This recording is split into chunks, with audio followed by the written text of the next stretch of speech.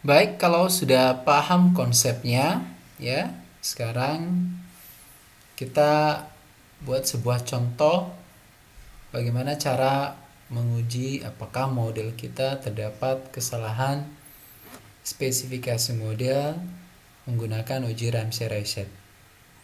Ya, jadi tahapannya tadi adalah um, membangun atau mengestimasi model, dapat kemudian nilai headnya, kuadratkan pangkat 3, lalu pangkat 4, dan seterusnya. Variabel itu kita tambahkan sebagai variabel bebas sehingga dapat model 2. Lalu kita estimasi model 2 untuk dapat residual sum square-nya. Nah, di sini saya buat sebuah contoh bahwa sesuai dengan teori ekonomi, variabel yang dapat mempengaruhi pertumbuhan ekonomi itu adalah ini: investasi, tingkat partisipasi angkatan kerja, tingkat suku bunga, ekspor, dan tingkat inflasi. Artinya apa? Bahwa apakah kita mau menguji apakah 5 variabel ini mempengaruhi pertumbuhan ekonomi sebuah negara atau tidak. Ya, kita ambil studi kasus di Indonesia misalnya. Kita ambil datanya dari World Bank. Ya, kita bisa kunjungi nanti World Bank ya. Lalu variabel terikatnya adalah GDP per kapita, dan ini variabel bebasnya. Sekarang kita coba belajar bagaimana mencari data di World Bank. Oke, jadi setelah Anda mengunjungi situs data.worldbank.org, ya, kita akan digiring pada laman ini ya. Kemudian kita bisa mencari datanya menurut negara atau by countries atau by indikator. Jadi kita pilih, kalau kita klik ini, kita pilih salah satu negara dari sekian indikator.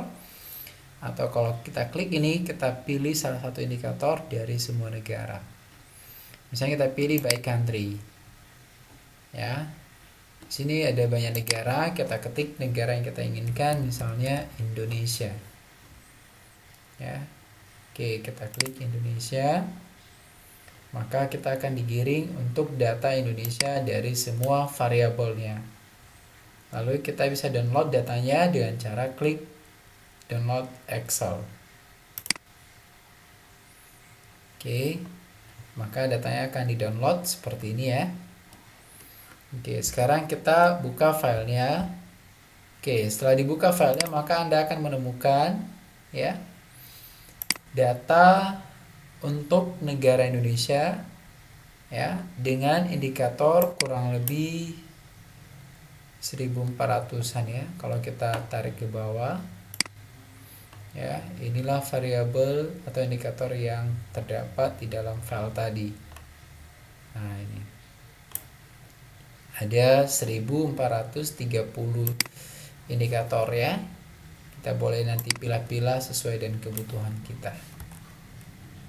Oke, apa aja yang kita butuhkan? Tentu adalah GDP ya, kemudian labor force participation rate, real interest rate, ekspor, dan CPI. Ya, jadi kita kumpulkan variabel ini plus ya, kita kumpulkan ini semua plus GDP per kapitanya. Oke, setelah saya sortir, maka saya kumpulkan ada 6 variabel, 1 variabel terikat, 5 variabel bebas dari data tadi. Ya, misalnya yang saya gunakan dependennya adalah GDP per kapita purchasing power parity. Kemudian X1-nya adalah gross fixed capital formation atau pembentukan modal ya, rasio yang terhadap GDP. Kemudian tingkat partisipasi tenaga kerja, tingkat suku bunga, ekspor, dan CPI.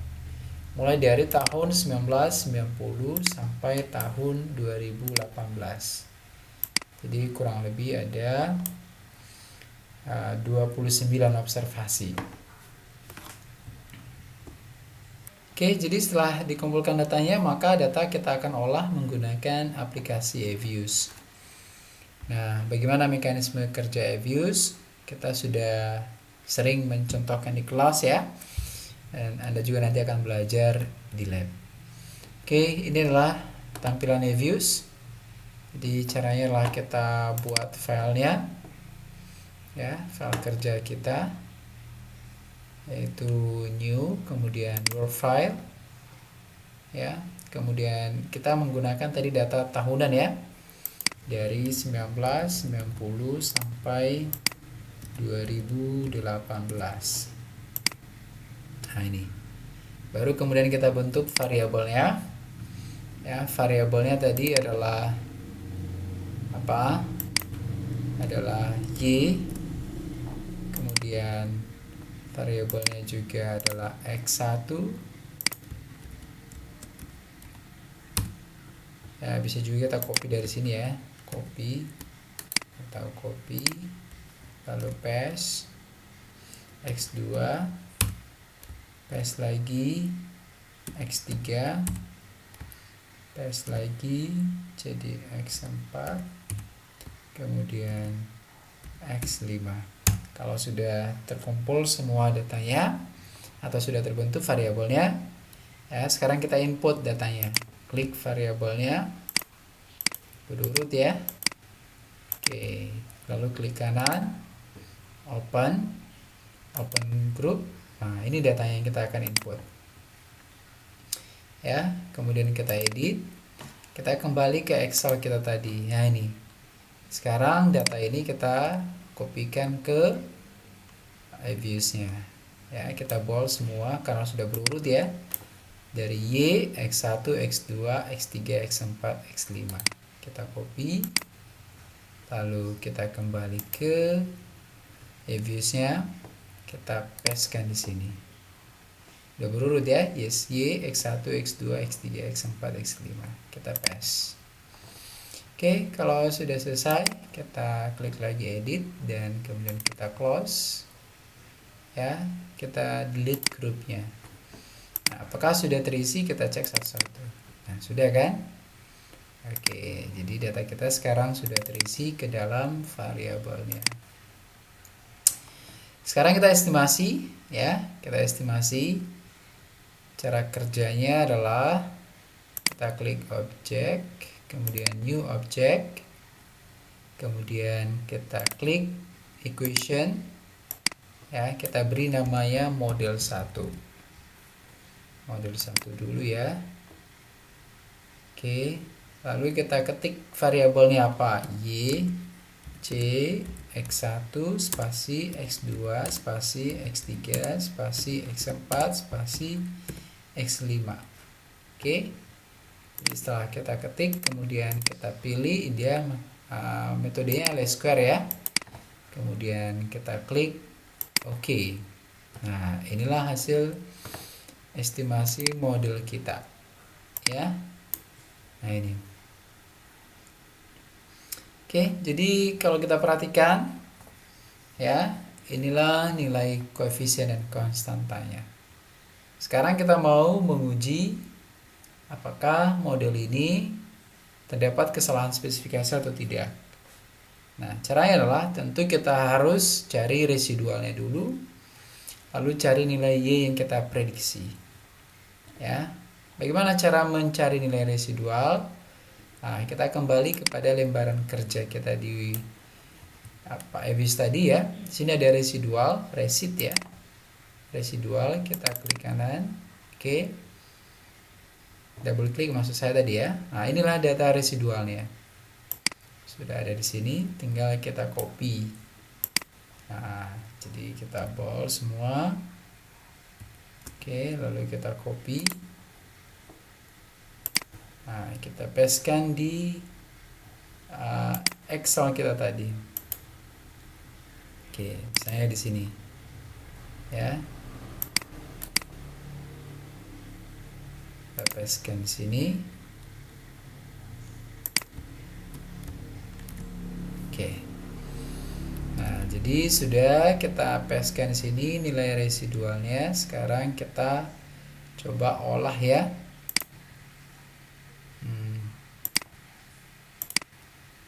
Ya, ini resid ya, residual.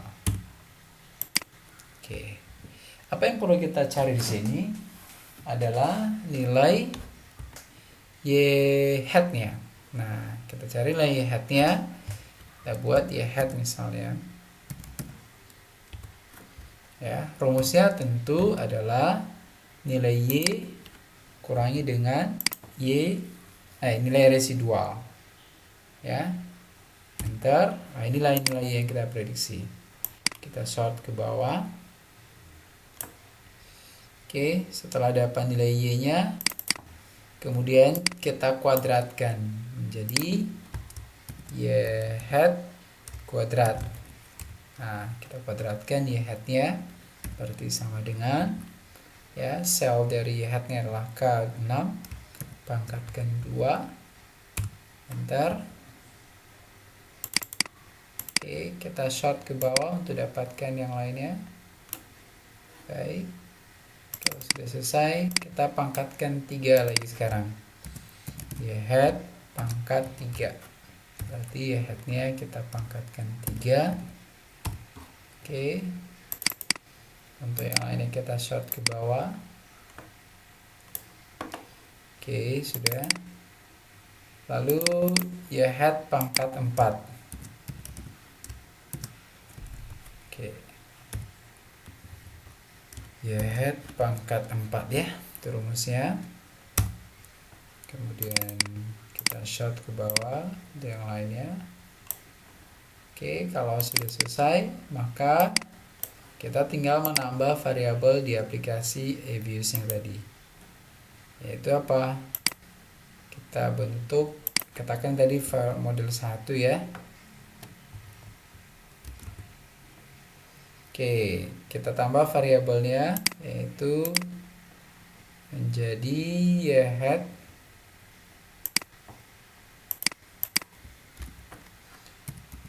hat pangkat 2. Kita beri simbol aja ini ya. Mau dia ya. Jadi Y hat pangkat 2.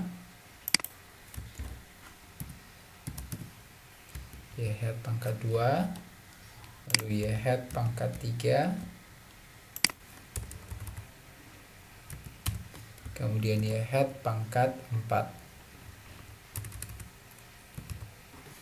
Oke, sekarang kita isi datanya. Kita klik semua Y hat-nya, 2 pangkat 2 pangkat 3 pangkat 4. Kita klik kanan, open. Kemudian open as group. Ya, sekarang kita input nilai Y hat pangkat 2, Y hat pangkat 3 dan Y hat pangkat 4. Nah, ini nilainya tadi. Kita blok. Sudah berurut ya. Lalu kita copy. Kemudian dipastekan di eViews-nya. Oke, sudah selesai. Edit lagi lalu close. Sekarang kita mau mengestimasi model 2. Kita masuk, klik object. Kemudian kita klik equation. Kita beri nama modelnya adalah model 2. Oke, apa aja variabelnya adalah Y, konstanta, X1, X2, X3, X4, X5, Y hat. Nah, Y hat pangkat 2. Lalu ada Y hat pangkat 3 ya. Dan Y hat pangkat 4.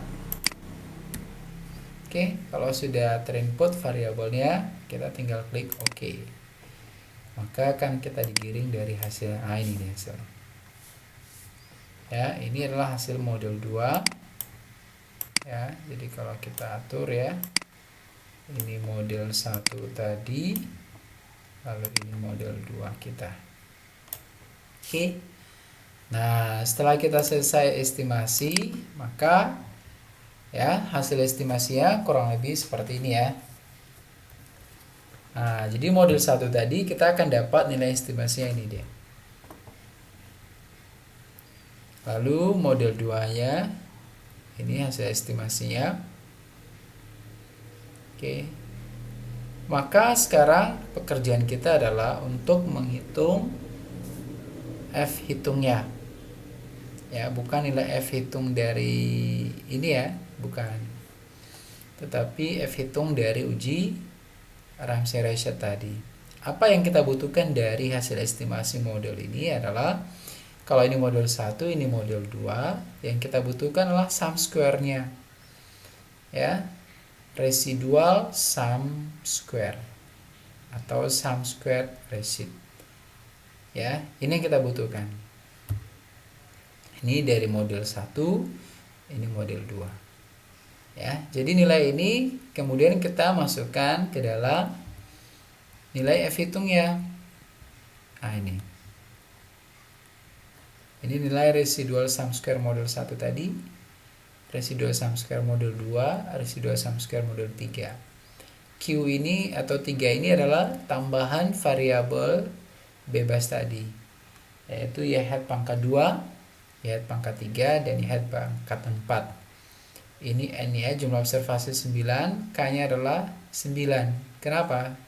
Awalnya tadi ada 6, yaitu Y, X1, X2, X3, X4, X5, ditambah dengan 3 menjadi 9. Ya, jadi kita hitung, dapatlah F hitungnya adalah 34,9861. Apa kesimpulannya? Nah, kita lihat dulu tabel F-nya. Bagaimana cara kerja untuk melihat tabel F? Nah, ini tabel F ya, dapat di-download di internet atau Anda buka di lampiran buku ekonometrika yang ada. Ini adalah tabel F ya, pada alfa 5%. Nah, jadi kalau kita lihat tadi rumusnya, ini ya, F hitungnya ya. Nah, apa ini degree of freedom untuk pembilang? Kalau kita perhatikan rumus S ini, F hitung ini, pembilangnya kan ini. Ini pembilangnya, ini penyebutnya. Nah, itu ya. Lalu yang disebut dengan degree of freedom itu yang ini, Q-nya. Q untuk pembilang, N kurang K untuk penyebut. Nah, berarti kalau ini adalah degree of freedom dari pembilang, berarti Q-nya. Q-nya berapa? Adalah 3. Lalu degree of freedom untuk penyebutnya, ya ini ya. Berarti N kurang K ada berapa tadi? Adalah 20. 29 kurang 9 adalah 20. Oke. Baik, nah berapa nilai tabel F-nya? Nah, kita hubungkan. Dapatlah nilai F tabelnya adalah 3,10. Oke, jadi apa kesimpulannya? Karena F hitung kita tadi adalah 34,9861 ya, dan F tabel kita adalah 3,1, maka F hitung lebih besar dari F tabel. Karena F hitung besar dari F tabel, maka kesimpulannya adalah model 1 terdapat kesalahan spesifikasi model.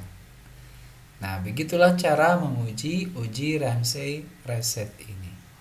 Kalau sudah paham, itulah mekanisme pekerjaannya.